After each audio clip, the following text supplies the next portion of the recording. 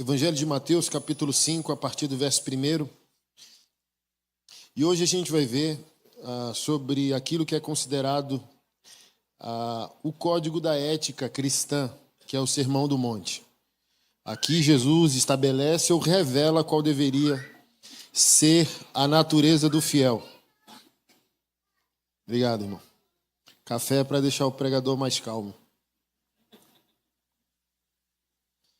Você sabe que no céu só tem café e açaí, né?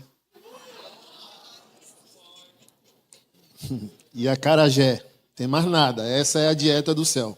Acarajé, açaí, café. Vamos ler? A partir do verso 1. Certo dia, quando Jesus viu as multidões se ajuntavam, subiu à encosta do monte e ali sentou-se. Seus discípulos se reuniram ao redor e ele começou a ensiná-los. Felizes ou bem-aventurados os pobres de espírito, pois o reino de Deus lhes pertence. Bem-aventurados os que choram, pois serão consolados. Bem-aventurados os humildes, pois herdarão a terra. Bem-aventurados os que têm fome e sede de justiça, pois serão saciados. Bem-aventurados os misericordiosos, pois serão tratados com misericórdia. Bem-aventurados os que têm coração puro, pois verão a Deus. Bem-aventurados os que promovem a paz, pois serão chamados filhos de Deus. Bem-aventurados os perseguidos por causa da justiça, pois o reino de Deus lhes pertence. Bem-aventurados vocês quando por minha causa sofrerem zombaria e perseguição, quando outros, mentindo, disserem todo tipo de maldade a seu respeito. Alegrem-se e exultem, porque uma grande recompensa os espera no céu. E lembrem-se de que os antigos profetas foram perseguidos da mesma forma. Não me deixem esquecer de voltar aqui no verso 13, para concluir o sermão. Não esqueçam, tá? Porque eu vou esquecer. Pois bem, o evangelho, os 4 evangelhos, alguns consideram 5, né? Como se Atos dos Apóstolos fosse o 5º evangelho. Revelam uma coisa totalmente enigmática, que é Jesus dificultando o acesso. Fala por parábolas, fala por enigmas. E quando as pessoas perguntam, por que o Senhor fala por enigmas? Por que o Senhor fala por parábolas? Aí ele responde, para vocês não entenderem. Porque se vocês entenderem, vocês serão transformados. Vocês se arrependerão. Mas Jesus quer que as pessoas se arrependam, sim ou não? Jesus quer que as pessoas entendam, sim ou não? E por que ele fala, está relatado que ele falou aspas absurdos como esse? Eu não quero que você entenda. Eu quero dificultar para você. Porque é um fator muito importante. Jesus está falando com toda a multidão, mas Jesus não está falando com todo o coração. Aqui, no primeiro verso, dificulta a jornada daquele que se diz evangélico, que ele tem que se tornar discípulo. Está escrito, os discípulos estavam ao redor. Então, nem toda a multidão é discípulo. Porque o próprio Cristo disse, vocês me seguem porque tem comida. Vocês me seguem porque eu multiplico o pão. Vocês me seguem porque eu multiplico o peixe. Vocês não amam o Pai. Vocês não amam a mensagem. Vocês não amam a luz. Vocês querem comer. Então, se fizer um culto de louvor a Jesus, fila pequena. Se fizer um culto de cura, fila grande. Se fizer um culto de prosperidade, igreja cheia. Se fazer um culto de arrependimento, igreja vazia.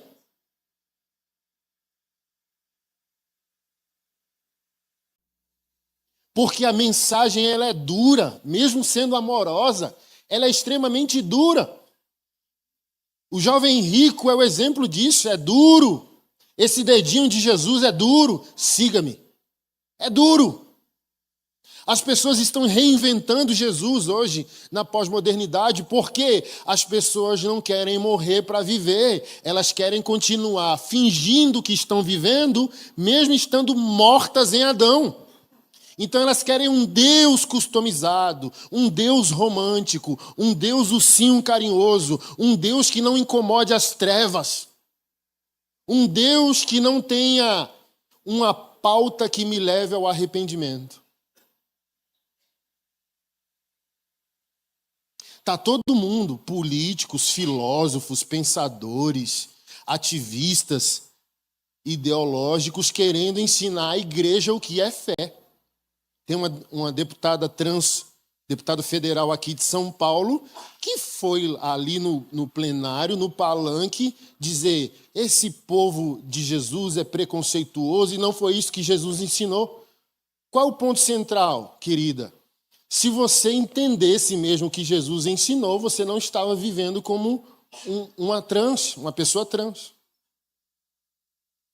Com todo respeito, que não quero ofender ninguém. Mas a pessoa chega e diz: olha, a igreja não entendeu a mensagem de Jesus, que é amor, e você entendeu. Sério que você entendeu.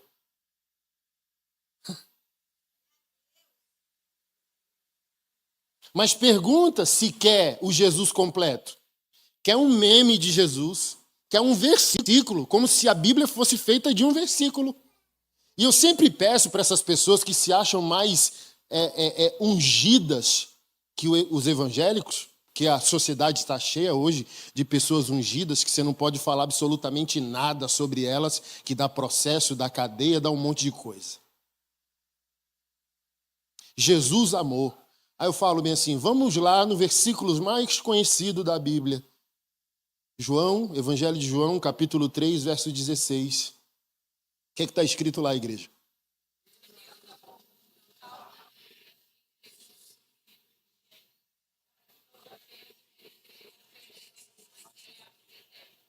Alguém sabe recitar para mim o 36? De cor, igual sabe o 16?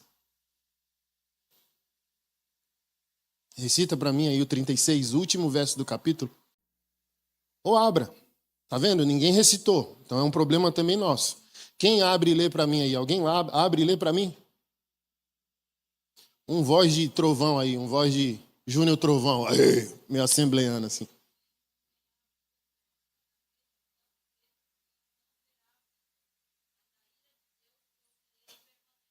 E você falou ira? Não é amor, não? Compaixão, misericórdia, altruísmo, empatia, não julgueis. É o quê? Ira. Sério, ira? Todas as versões, ira. Como pode? Mas o Deus de vocês não é amor? Hã? Olha, o mesmo capítulo, o mesmo autor que não sofre de bipolaridade. O 16, ele diz que Deus ama de tal maneira. E o 36, ele diz: se você não tem o Filho, não terá a vida eterna. Quem não respeitar ou se entregar ao Filho, sobre ele permanece a ira de Deus. Ou seja, o Evangelho não é uma pregação de meme reducionista de amor, é uma mensagem exclusiva que diz ao mundo que Deus é santo e nós não.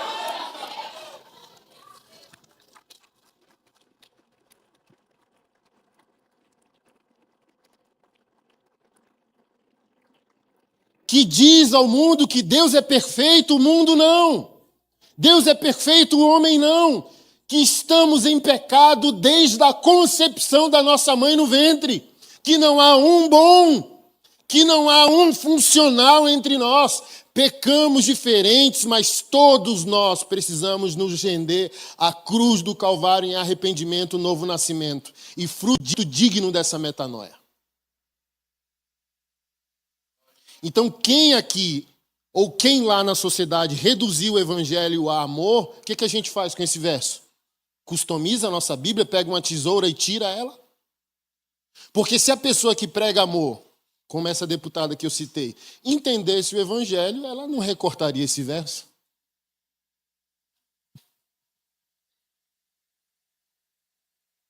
Então, querido, tudo isso para falar do verso primeiro. O evangelho é para discípulos.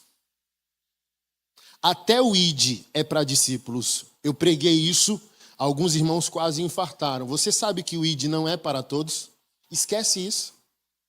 Pastor, você está dizendo que todos não podem evangelizar? Não. Como você pode evangelizar se não foi evangelizado? O ID está em Marcos 16, que é o último capítulo do Evangelho de Marcos. O ID está em Mateus capítulo 28, o último capítulo do Evangelho de Mateus. Ou seja, portanto, porém, contudo, todavia, é o último estágio da obediência da vida de um crente. Para eu poder ir, eu tenho que viver os 27 capítulos antes. Cair, levantar, aprender, temer, afundar sobre as águas. Senhor, me ensina a orar. Senhor, apresenta-me o Pai. Senhor, quem Tu és. Senhor, quem eu sou. Mas o que está acontecendo com uma igreja superficial? Todo mundo acha que servir a Deus é um favor que a gente faz a Deus. Não, servir a Deus é o fechamento de um processo de entendimento de quem Ele é, de entendimento de quem nós somos, como nós vamos falar do que não conhecemos. Jesus fala isso para a mulher samaritana em João capítulo 4. Vocês adoram o que não conhecem. Como eu vou transmitir uma mensagem que não passa por mim? Esse é o grande atraso da igreja evangélica. Ela está cheia de frequentadores, vazia de discípulos.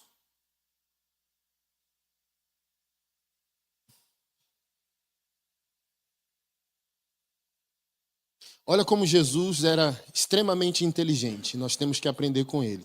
Multidão, 70 a 72 evangelistas, 12 apóstolos, 3 apóstolos maduros, 1 a 2 amigos. Ele vai fechando a esfera. Porque a incredulidade vem pelo ouvir também. A gente não tem que andar com todo mundo.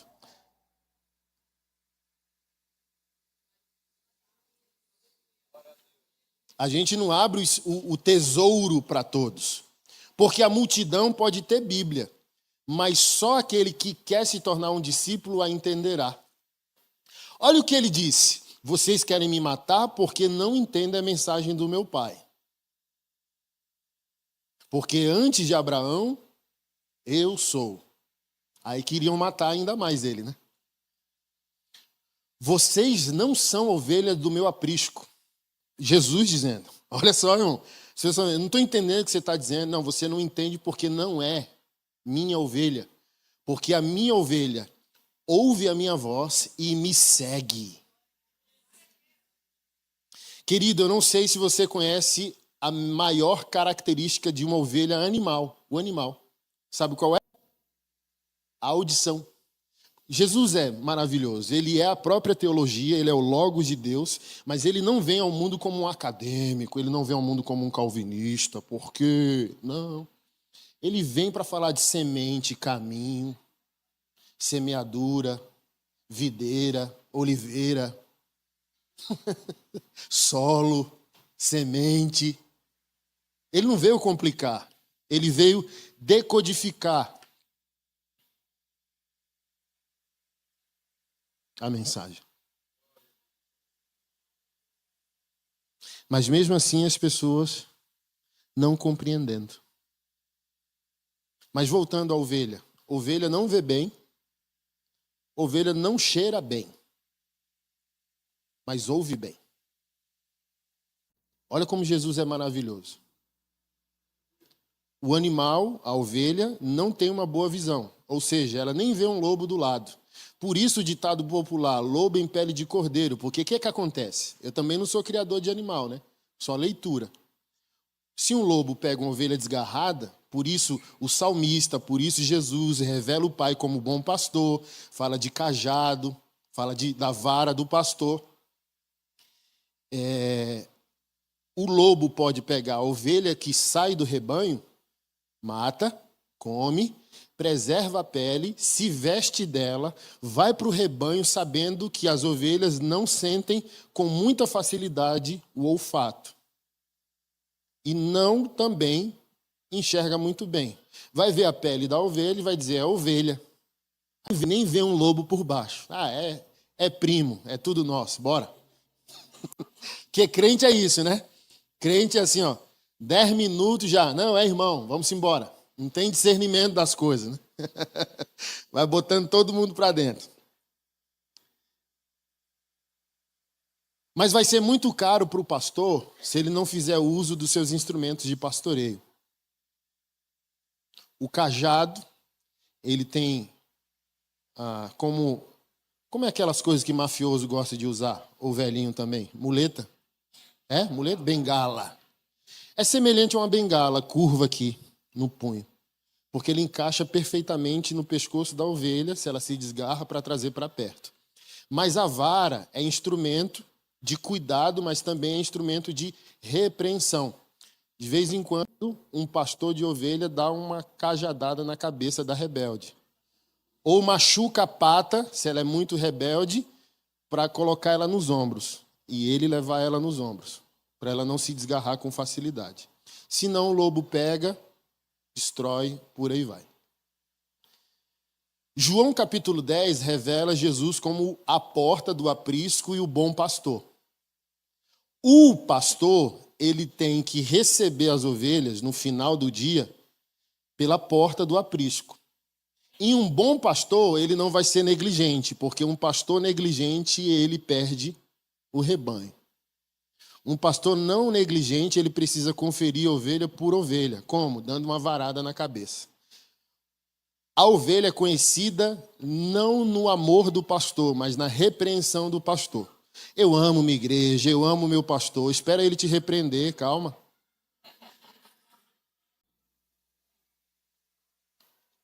Porque enquanto não repreendeu, você ama. Aleluia. Não, deixa ele confrontar seu pecado, deixa ele chegar junto de você, do seu casamento, da sua contribuição, deixa ele incomodar seus pecados. Aí eu quero ver. Porque vai lá, as ovelhas, uma por uma. Aí o pastor, pá, bé, entra. Pá, bé. Mas lobo não consegue fingir sua natureza por muito tempo. Quando um lobo leva uma varada na cabeça, ele não consegue dizer bé. Ele ataca.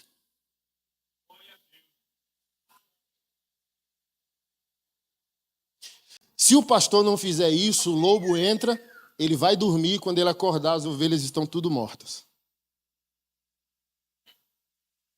Então, olha como é caro o siga-me, o discipulado de Jesus.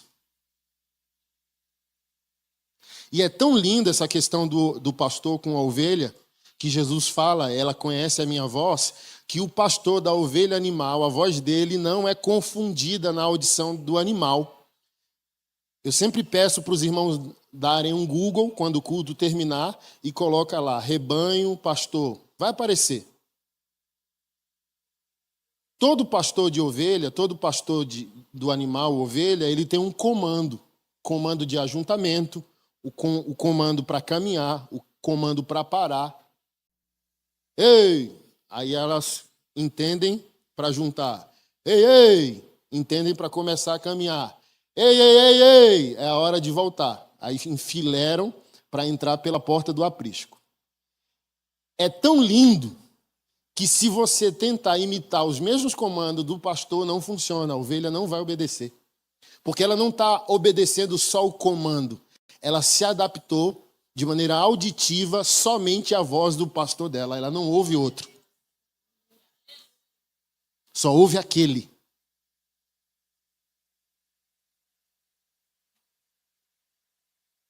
Certo dia, quando Jesus viu as multidões se ajuntando, subiu à encosta do monte para ensinar a multidão, mas o passo além da multidão é seus discípulos se reuniram ao redor. Então a gente só vai entender o evangelho quando a gente decidir sair da multidão para o discipulado.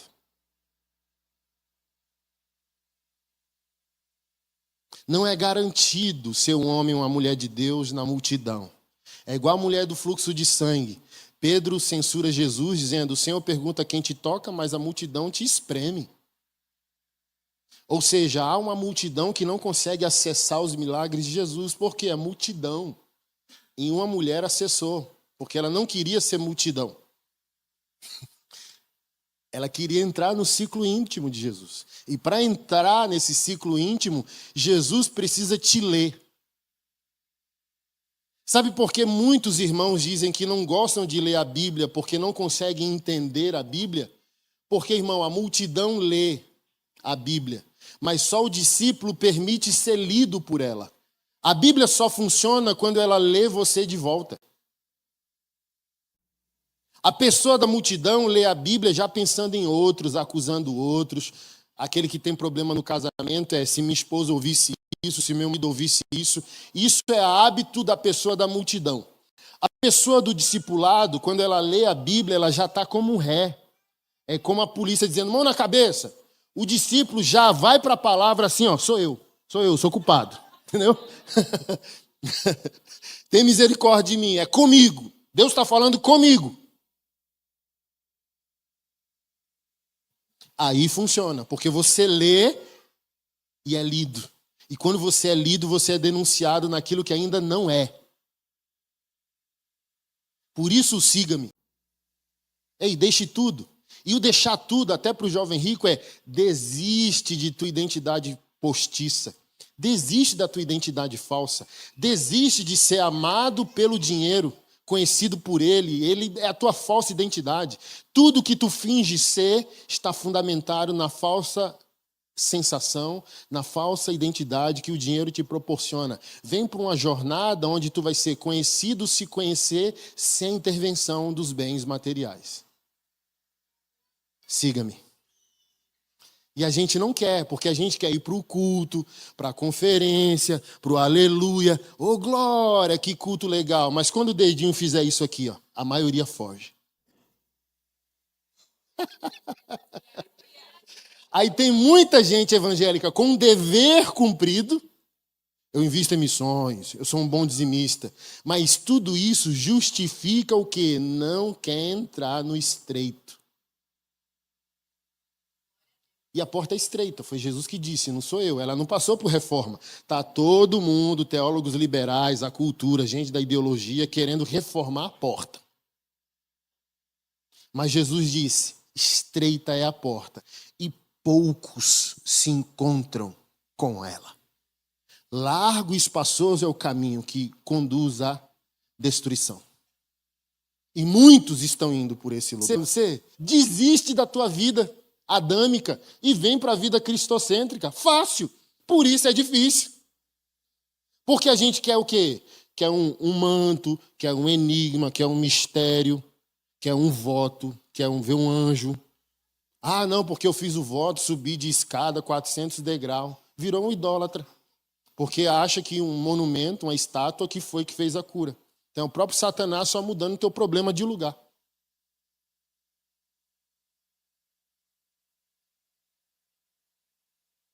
É caro. Desistir de si mesmo. Aquele que quiser vir após mim, Jesus Cristo disse, negue-se a si mesmo.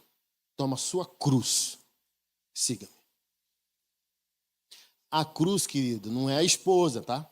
Nem o marido. A cruz é você mesmo, nos seus projetos individuais de vida. Tudo aquilo que você projeta, você pode projetar. Então, eu não posso projetar, pastor? Eu não posso sonhar? Deve. Porém, todos os sonhos e projetos têm que estar rendidos ao plano e o projeto de Deus. Para no final você falar, se Deus quiser, isso ou aquilo acontecerá. Eu sonho e apresento. Se conectar com dele, tudo bem. Por quê? É perigoso demais crescer num plano autônomo. Tem juízos de Deus que nos fazem crescer. Sabia disso? Às vezes Deus está nos julgando tanto no crescimento. Eu vejo muito isso em pastores desviados. As pessoas olham assim, ó, como esse cara pode estar desviado se a igreja é grande, se a igreja é cheia? Não, é aí que está o juízo de Deus, assim, ó, cresça. Você está tão longe de mim que eu quero que você cresça. Olha Judas Iscariotes, cresceu, foi apóstolo, moço. Cresceu, foi tesoureiro do ministério de Jesus. Olha o tombo que esse cara vai levar da vida eterna. Não quis se arrepender no térreo. Vai ter que cair do 10º andar. Porque não quis se tornar um discípulo. Aí parece que o Satanás fica com mais ódio dessa pessoa que se aproximou e não entrou. Aí Satanás quer destruir para essa pessoa não ficar flertando com a possibilidade de se tornar um discípulo.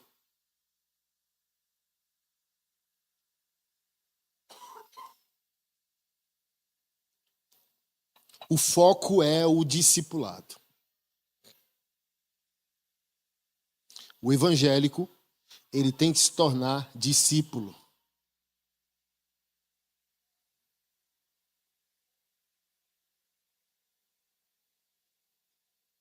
E ser discípulo é seguir todo o conselho de Jesus. Por exemplo, não, Jesus me ama, eu amo Jesus, mas o próprio Jesus diz, aquele que me ama obedece aos meus. Então ele não quer seu amor romântico, querido, ele quer sua derrota para ele, ele quer sua rendição. Jesus não é aquele marido ou aquela esposa que confia nas declarações de amor do cônjuge mediante uma traição. Um cônjuge traidor, um marido traidor, chegando 5 da manhã com um buquê de flores, dizendo para a esposa traída, olha, eu te amo. Só uma mulher boba crê que isso é amor. Porque o marido deu o melhor na madrugada para as amantes e quer dar um buquê de flores para a esposa às 5 da manhã, convencendo ela de que ele é fiel, de que ele a ama. Jesus não aceita esse amor. Jesus é ciumento. Ele é exclusivo. Está todo mundo hoje querendo pregar uma mensagem inclusiva, mas o céu é exclusivo. Jesus é exclusivo, o evangelho é exclusivo. Ou ele tem tudo ou ele não tem nada. E se a gente ficar nessa metade, Raimundo, sabe? Pé na igreja, pé no mundo, meio crente, crente pela metade. Nem Deus quer, nem o diabo. Aí você fica um Peter Pan, perdido na terra do nunca. Nunca amadurece, nunca consegue. Por quê? Não consegue pecar bem e não consegue santificar bem. Aí fica o Espírito Santo dizendo, quando que você vai vir? E o diabo, quando que você vai vir? Assim, há tragédias tão significativas entre nós, como igreja evangélica, de uma maneira universal, que tem irmãos entre nós que acham que... eu já vi pastores dizendo bem assim, eu vou no culto daquela igreja ali, que tem a corrente dos 300 e não sei quanto, para ver se eu estou com um demônio. Hã? O quê? Vai que? Não, nascemos de novo. Somos oprimidos por demônios, habitados jamais. Como que o Espírito Santo divide uma casa com demônios? Como que Satanás e o Espírito Santo fazem um acordo? Olha, a vida dessa pessoa tem 10 cômodos, 5 é teu, 5 é meu.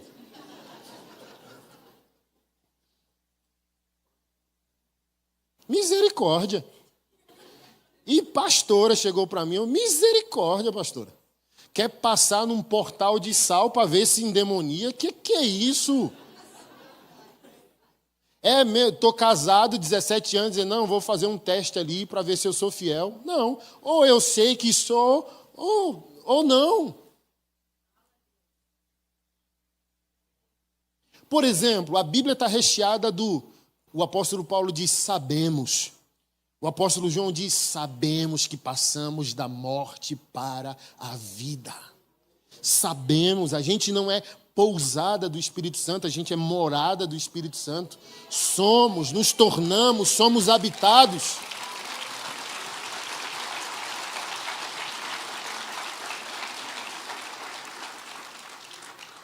O evangelho não é um teste. Assim como o casamento não é um teste. É uma entrega. Mútua entrega, é uma aliança. Quando eu estou falando para casais, as pessoas se chocam com o que eu falo. Sabe? Eu quero divorciar, eu acho que não amo mais. E quem disse que casamento precisa de amor? Amor é coisa de adolescente, coisa de adulto é aliança. E a aliança administra as crises temporárias por causa de um propósito maior, de um propósito duradouro. A aliança renova amor, a aliança renova paixão, a aliança renova tesão, a aliança renova amizade. É só uma questão de tempo. É assim, ó, alguém que entende aliança. Eu vou dormir no sofá enquanto a crise não se resolve, mas eu não saio. Isso é uma aliança. As pessoas falam, não, o amor acabou. Como assim o amor acabou? Se a gente é crente, 1 Coríntios capítulo 3, o amor jamais acaba. Tudo suporta, tudo crê, tudo espera. Então vamos esperar, vamos dormir no sofá, 1 hora resolve. Entende? Nossas irmãs, que às vezes não facilita a nossa vida como homens, sabe? Sai daqui! Aí o marido sai. Aí a cara desse tamanho. Por que você saiu? Porque você mandou. Mas eu queria que você ficasse. Fica aqui. Aí daqui a pouco chuta o marido. Mas você não mandou eu ficar, mas eu queria que você saísse. Aí o que a gente tem que fazer? Entender o que é aliança, sabe? O amor cristão não é algo volátil. Porque a gente está apaixonado porque devolve a varoa para o pai dela. Entendeu? Aqui. Mas quando você tem que levar a varoa e o varão agora para a tua casa, você fala, agora complicou. Entendeu? Agora você vai descobrir se toma banho, joga a toalha em cima da cama, molhada. Se um quer apertar o creme dental no fim, o outro aperta no meio. Se range o dente, se ronca.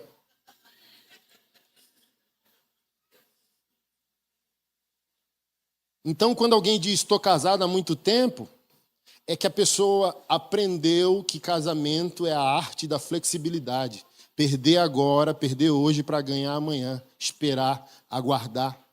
Porque quem quer viver de paixão é coisa de menino, só. Ah, vou ser fiel quando tiver tudo bem. Porque, por exemplo, onde homem trai? Na ofensa. Homem quer ser respeitado. Quando a esposa desrespeita e esse cara tem a primeira oportunidade, ele cede porque ele quer ser estimado. Assim como a esposa quer ser elogiada, reconhecida, amada, o homem quer ser honrado. E quando o casamento está em crise e a esposa é assediada, recebe flor no trabalho, na faculdade, ela começa a vulnerabilizar. Aí quando vem a esposinha do trabalho elogiando o marido que a esposa não elogia, o que a gente tem que fazer? Fugir da aparência do mal, fechar os olhos e o ouvido para isso. Eu vou administrar a crise do meu casamento, é uma aliança. Por quê? Se tu tem uma aliança com Cristo, ele não te descarta nos teus primeiros defeitos. Quando a Bíblia diz que o Senhor se renova a cada manhã em misericórdia, não está dizendo que o Senhor esqueceu. Quando a Bíblia diz o Senhor esqueceu, o Senhor apagou, como pode ser soberano? Então, assim, entenda que Deus tem memória sem dor. Esse é o esquecimento de Deus. Eu não vou jogar na tua face o que tu fez. Eu lembro, porém decidi que isso não me doa mais. Isso é coisa de discípulo. O que é coisa de discípulo? Lembrança sem dor. A multidão diz, eu não vou perdoar porque não consigo esquecer.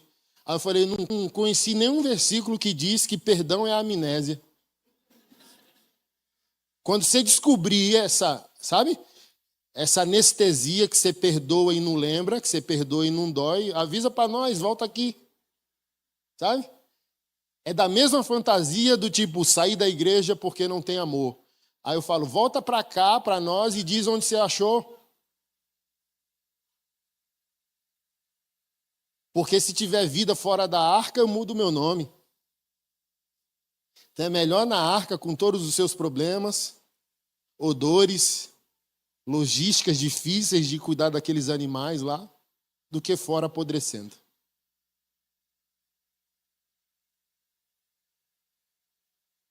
A igreja está carente de discípulos. Porque os discípulos vivem de continuidade. Os discípulos esperam 27 versículos para poder viver o apogeu da sua jornada. Está todo mundo querendo pular para o 28.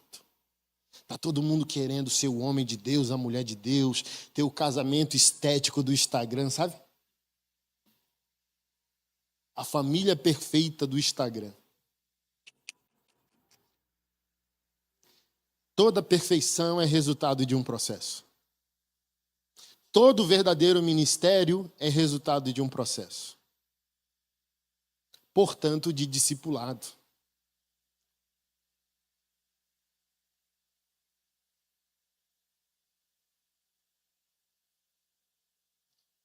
Multidão, como eu disse, 70 para evangelizar, escolhe 12.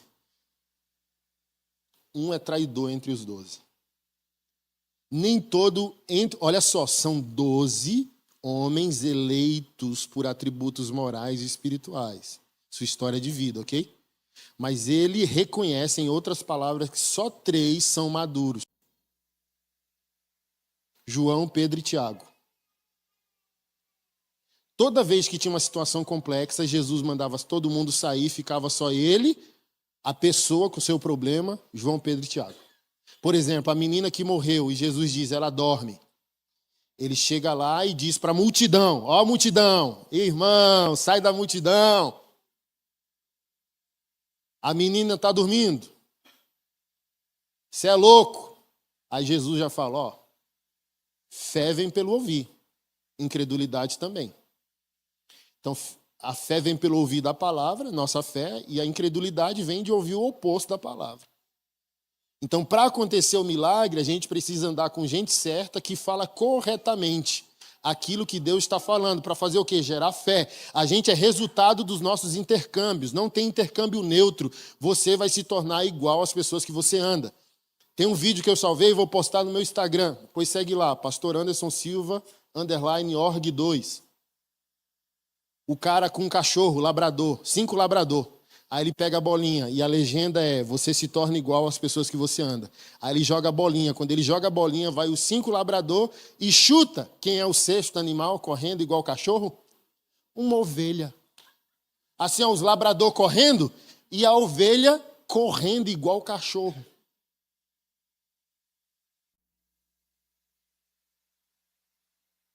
A ovelha achando que é cachorro.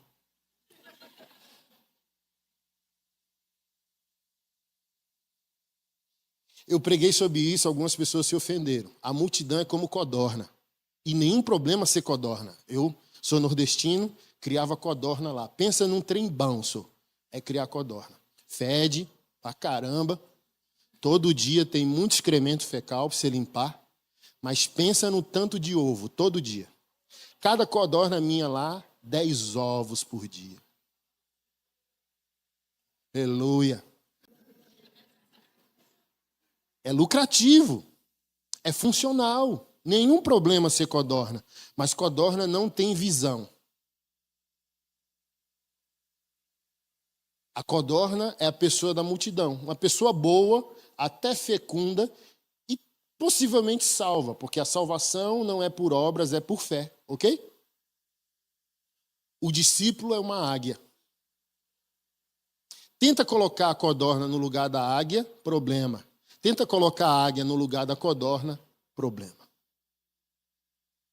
A águia vê além, vê a médio e longo prazo, fura tempestades, você sabe disso? Sabe disso?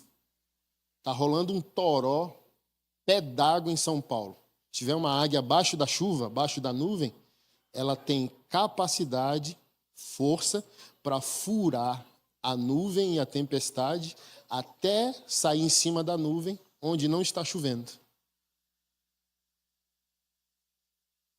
Ela não poupa o treinamento dos filhos. Quando ela percebe que seus filhos já estão prontos para voar, ela empurra os filhos do despenhadeiro para treinarem as asas e começarem a voar. Esse é o discípulo. Jesus está contando que essa pessoa quer ir além, quer se aprofundar, quer mais.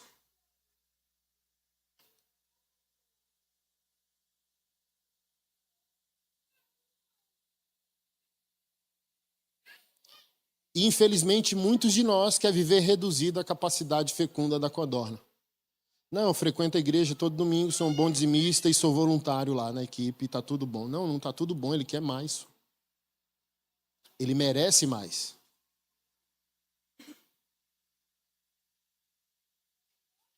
E voltando aos 3.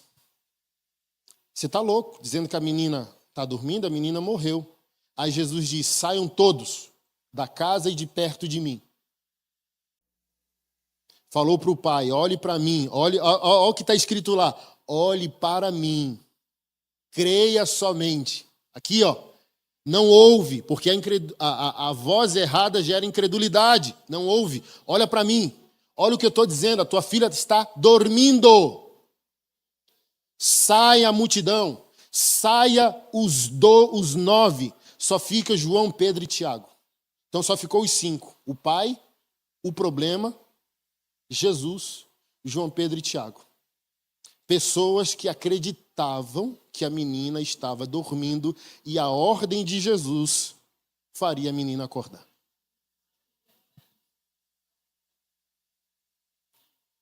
Porque para a multidão a menina está morta.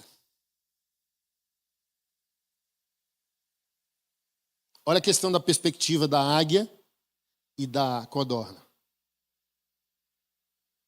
Para a multidão a menina está morta. Para o discípulo, o problema é uma oportunidade agora de revelar o céu. Não, a menina está dormindo. Não, a menina está morta. Não, a menina está dormindo. O mesmo problema, duas perspectivas. A multidão não. Tem a visão da terra pela terra.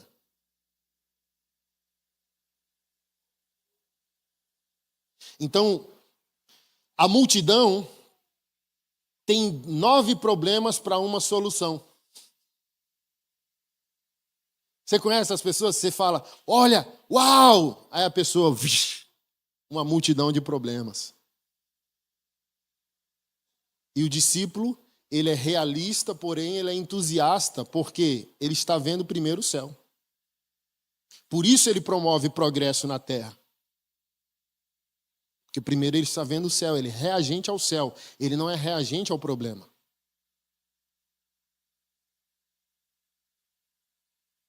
Problemas matrimoniais são oportunidade, temperança, domínio próprio, perseverança, evangelismo.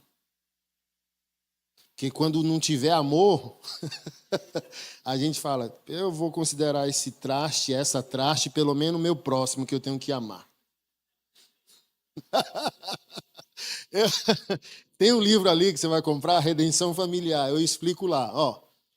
A esposa é a mulher que você deve amar, a única. A Bíblia não manda nem se amar sua mãe, só manda se amar sua esposa, ok?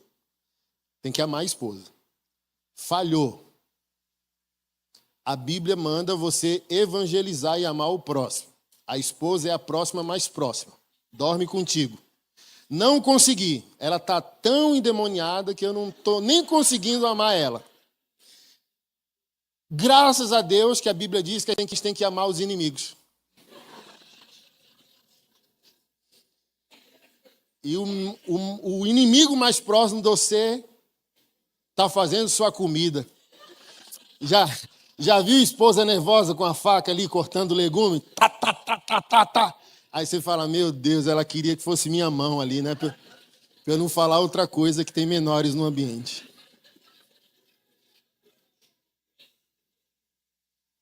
Oportunidade. Percebeu? Se eu não amar, evangelizo. Se eu não conseguir evangelizar, que eu ame meu inimigo.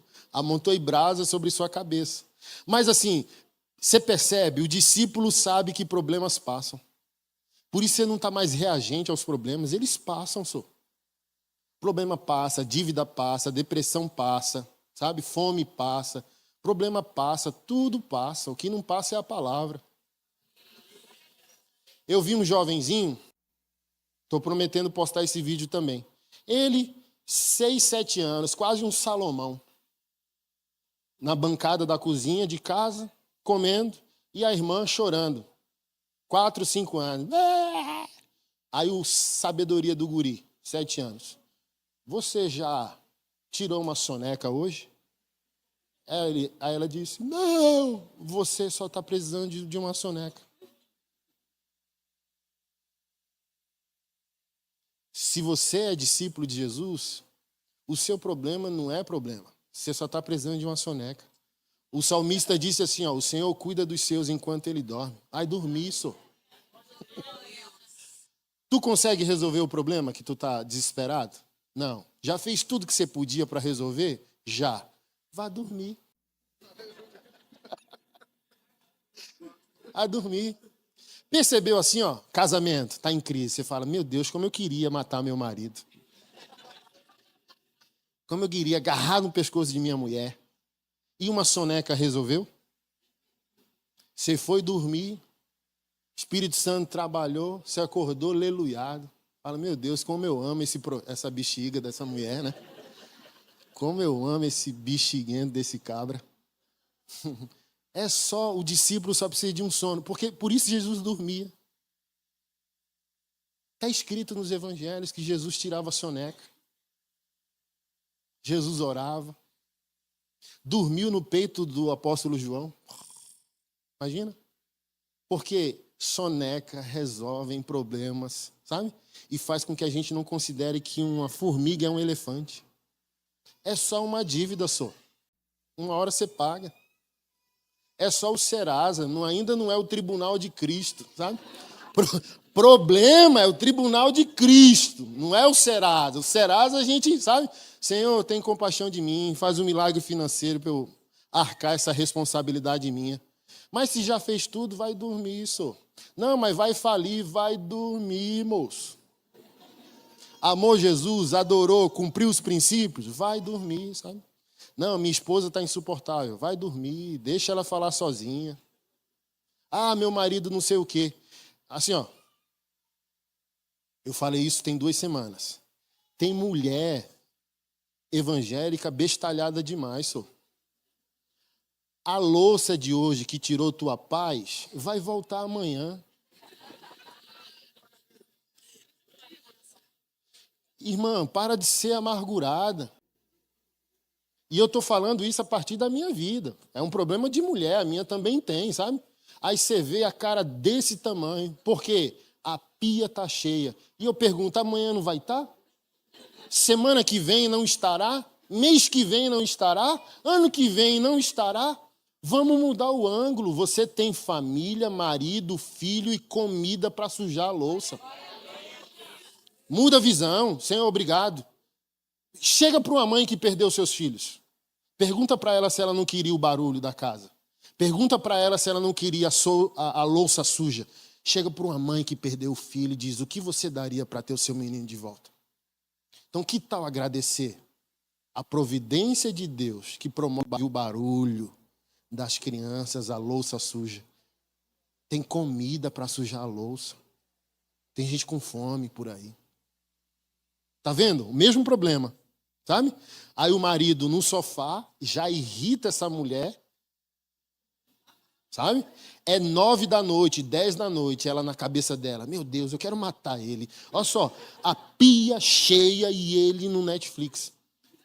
Mas se você entendeu o que eu estou dizendo, amanhã vão sujar de novo. Então, para de ser rixosa. Para de ser esquisita e vai para o sofá junto. Vai assistir junto, entendeu? Porque se tu for assistir junto e não começar um problema, talvez até o varão se anima dele mesmo a lavar. Mas que homem vai ajudar a mulher? Assim, ó, homem odeia ouvir. É um problema que nosso pai Adão nos deu. Não fale no ouvido de um homem, só. Homem repete comportamentos, mas odeia ouvir reclamação. E a Bíblia foi clara. É melhor o homem fugir para morar no deserto do que do lado de uma mulher reclamona. Não funciona. Não funciona. Ah, mas ele não está funcionando, eu tenho que falar. Você só vai piorar. Beleza, esse é seu método. Você acha que é assim, mas você não vai resolver. Você só vai aumentar o problema, porque homem detesta ouvir. Nós gostamos do silêncio. E no silêncio a gente tem um exemplo. Metanoia. Olha, a Bíblia, irmã, a Bíblia é a palavra de Deus. Se a Bíblia é a palavra de Deus, ela não está te dando um conselho, mas um decreto, um veredito. A Bíblia não está te opinando. A Bíblia está dizendo, esse é o caminho de vida. 1 Pedro capítulo 3 diz, mulher, se o teu marido não responde à fé, ele pode ser salvo por ti, sem palavra alguma, só através do teu comportamento. Acabou. Agora as mulheres querem ser mais sábias que Deus. Você está fugindo do discipulado. Você quer a metodologia mundana, caída, feminista, adâmica, mas você não quer o que a palavra de Deus está dizendo. Ele vai ser salvo sem palavra. Como, pastor? Não sei. Mas que tal começar não reclamando? Inspirando pelo exemplo. Porque tem marido que desenvolve até medo da esposa, né? Porque assim ela vai batendo a porta. Pum! A faca no frango, vai cortar o frango. Aí ele fala, meu Deus. Sabe?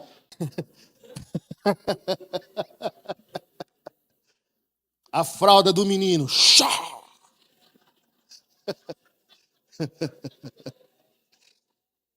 A porta do carro. Pum! Você fala, meu Deus.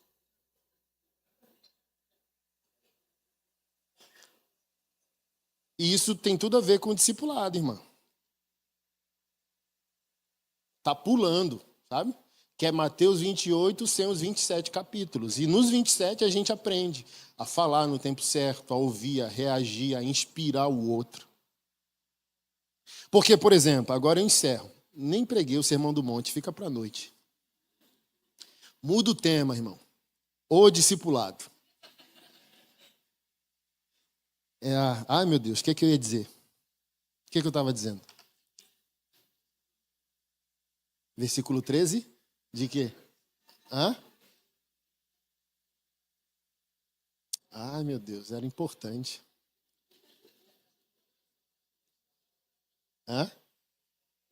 Silêncio da mulher? Esqueci. Se eu lembrar, eu falo à noite. Para quem vier. Quem não vier, assiste.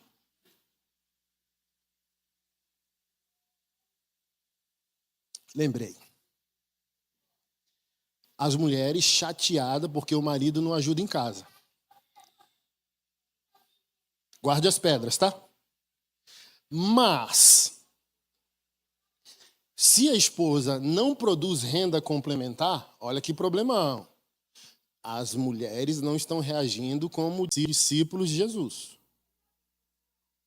Se os dois trabalham para complementar a renda familiar, ela traz 7 mil, ele traz 5, faz sentido a gente discutir como casal a divisão de tarefas no lar. Sim ou não? Mas se a filha de Deus, discípula de Cristo, está reclamando que o marido não ajuda em casa, sendo ele o provedor e ela cuidadora do lar, cadê a tua contrapartida de colocar dinheiro dentro? Porque o tempo dele ele está trazendo recurso, sim ou não?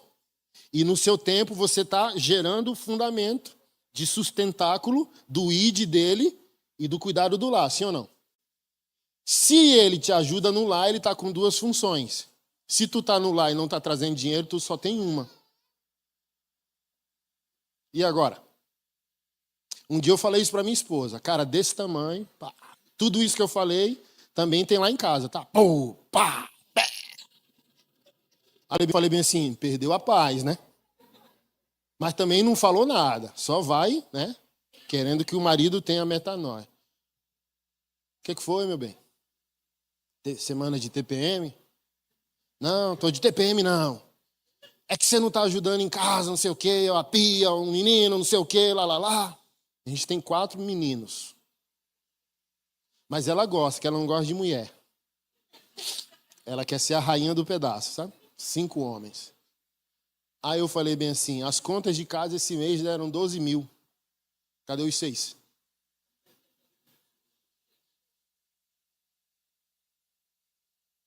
Aí ela saiu mais braba ainda. Não, volta aqui. Volta aqui. Se reclamar para eu resolver aquela pilha de louça, você tem que me ajudar a resolver o problema. Então me dá 6 mil que eu lavo a pilha de louça.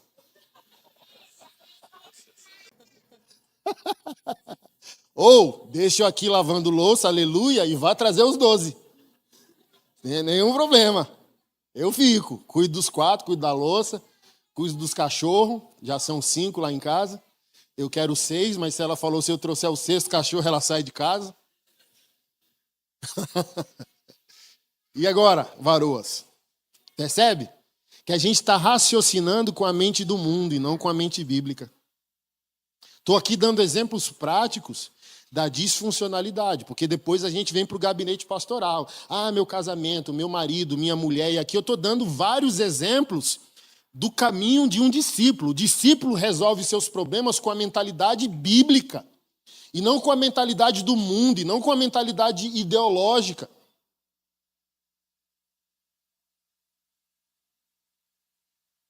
Temos que aceitar o peso da palavra sobre nós. A palavra é a medicina e o antídoto. Não o que o mundo propõe. Não o que as filosofias propõem. Né? O feminismo está aí, convencendo desde o jardim do Éden. Sabe? Foi assim que Deus disse, querendo customizar o escândalo da cruz. Mas é escândalo mesmo. Ah, vocês é daquele povo que crê que mulher submissa a homem? É. Mas ser submissa não é o homem mandar na mulher, é o homem morrer por ela. E ela adorar de volta o marido como bônus. Assim como Cristo, o herói, morre pela sua esposa, que é a igreja, manda o homem fazer o mesmo caminho. Então, Jesus morreu, a igreja adora e os discípulos são gerados. Então, o homem morre, a mulher adora o heroísmo desse homem e os filhos aprendem nesse discipulado, assistindo como o pai cuida da mãe e a mãe honra, reverencia e se submete ao marido. Acabou. Sabe qual é o antídoto desse mundo perverso, caído, sem referência?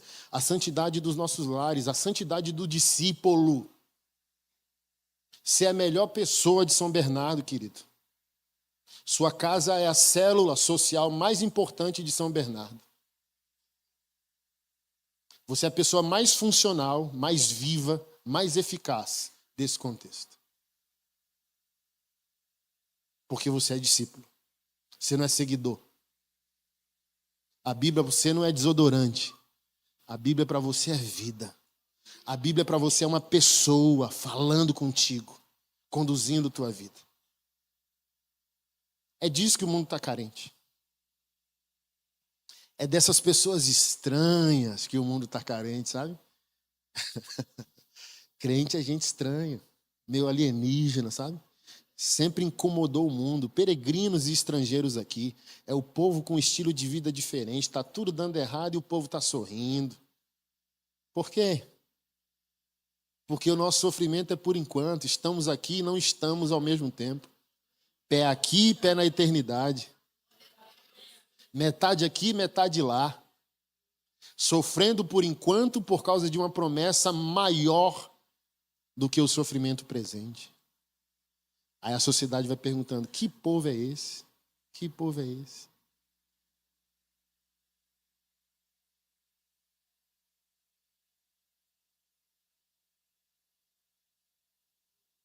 Até o ponto que a gente gera nessa sociedade a sede de querer encontrar a vida na casa do pão. Querer encontrar restauração na casa da esperança, que é a igreja. Amém? Fica de pé, vamos orar.